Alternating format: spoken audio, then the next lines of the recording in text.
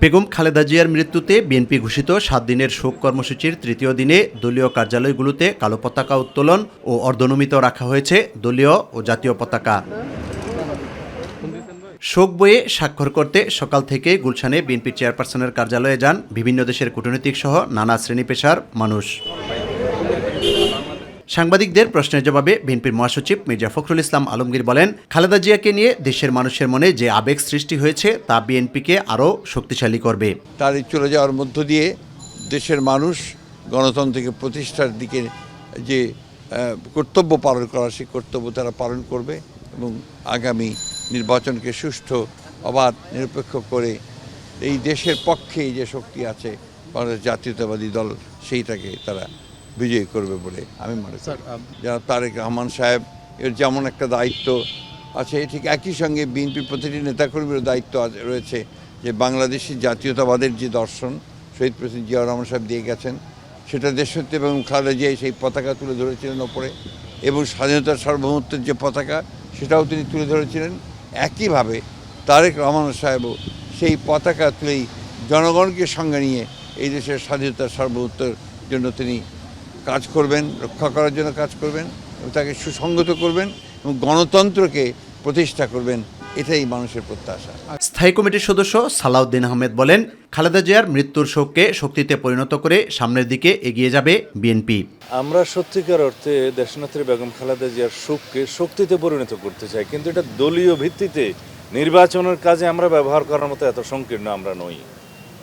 আমরা তার শোককে শক্তিকে জাতি বিনির্মাণের জন্য ব্যবহার করতে চাই, নির্বাচনের জন্য নয়। শোক জানাতে এসে বিভিন্ন রাজনৈতিক দলের নেতারা বলেন, গণতন্ত্রের জন্য খালেদা জিয়া মডেল হয়ে থাকবেন। স্টেপ বাই স্টেপ ওনাকে অনেক কষ্ট, অনেক পদক্ষেপ ওনাকে নিতে হয়েছে, কিন্তু উনি পিছু পান হননি, উনি সামনের দিকে এগিয়েছেন। শুধু একমাত্র তিনি আপোষহীন ছিলেন। উনি এত সুন্দর সুন্দর কাজ করেছেন জনগণের পাশে থেকে, বা উনি যে দিক নির্দেশনা দিয়েছেন, মানে আমি মনে করি যেন একজন নারী হিসাবে আমি গর্বিত ওনার কারণে। উনি যা কাজ করেছেন আমি মনে মনে ভেবে ওনার দিক নির্দেশনাগুলোকে আমিও নিজে সেদিকে হেঁটেছি। ওনার আদর্শকে সামনে রেখে আমরা এগিয়ে যাব প্রত্যেকে। আমরা মনে করি তার মধ্যে অনুকরণীয় অনেক বিষয় ছিল, তার মধ্যে শিক্ষণীয় অনেক বিষয় ছিল। সম্পূর্ণ মিথ্যা একটি মামলায় তিনি দীর্ঘদিন কারাবাসে ছিলেন, তবে কখনোই তিনি কোনো দলের প্রতি বা কোনো ব্যক্তির প্রতি ব্যক্তিগত রাগ ক্ষোভ আক্রোশ দেখেননি। স্বাধীনতার পরে অনেক প্রধানমন্ত্রী এসছেন, রাষ্ট্রপতি এসছেন, কিন্তু খালেদা জিয়ার একটা ব্যতিক্রম ধর্মী নেত্রী ছিলেন। ওনার ভিতরে কোনো হিংসা ছিল না।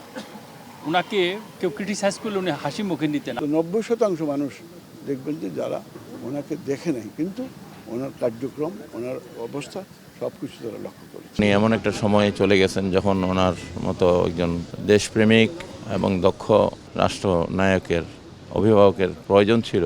আজকে আশা করব তারেক জিয়া অনেক ম্যাচিউরড, উনি দেশ জাতির কল্যাণে, ইসলাম ধর্মের কল্যাণে এবং গোটা দেশবাসীর কল্যাণে উনি কাজ করে যাবেন এবং সব ধরনের অন্যায় অবিচারের মূল উৎপাদন করে একটা ইনসাফ ভিত্তিক সমাজ প্রতিষ্ঠার জন্য উনি চেষ্টা করে যাবেন।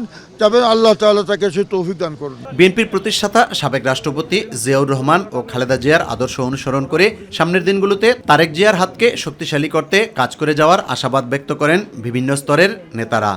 শোককে শক্তিতে পরিণত করে আমরা এগিয়ে যাব। নেত্রী চলে যাওয়াটা আমাদের যে আবেগ, আগামী ইলেকশনের জন্য এটা আরও খুবই ফলপ্রসূ হবে এবং আরও আমাদের ঐক্যকে আরও দৃঢ় করবে। ইউসুফ আলী, মাই টিভি, ঢাকা।